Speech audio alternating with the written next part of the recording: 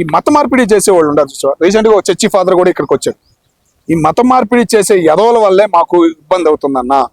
యేసు ప్రభు ఏ దానిలోనూ మత మార్పిడి చేయమని రాయలేదు, బైబిల్లో రాయలేదు అని కళాఖండగా చూద్దాం. మరి ఈ ఎదవలు ఎందుకు చేస్తున్నారా, ఈ ఎదవలు వెనకమాల నుండి నడిపించే వాళ్ళు ఎవరా అనేది కూడా పోలీసులు చర్యలు తీసుకోవాల్సిన బాధ్యత ఇంకా ఉంది. లేకపోతే దీనివల్ల చాలా పనికిరాని అనర్థాలు జరుగుతాయని చెప్పేసి మేము అనుకుంటాం. అంటే వాళ్ళ టార్గెట్ మొత్తం మైనారిటీస్ పైన పడుతుంది. మైనారిటీస్ ఎవరైతే ఎస్సీ వాళ్ళు ఉన్నారో వాళ్ళ పైన, అంటే ఒక రకం హిందువులతో కూడా తప్పే కదా. అంటే వాళ్ళ కింద కించపరిచి చూడడం. ఇప్పుడు లాస్ట్ టైం మొన్న అయ్యింది కదా తెలంగాణలో కూడా ఇచ్చు 2 నెలల పాప అలా చేసే కదా. అంటే వాళ్ళకి కూడా కన్వర్షన్ త్వరగా అయిపోతున్నాయి. ఇట్లాంటివి మాకు వాల్యూ దొరుకుతలేదు హిందువుల లోపల అని చెప్పేసి వాళ్ళు కూడా కన్వర్ట్ అయిపోతున్నారు. సార్ అంతా డబ్బులు.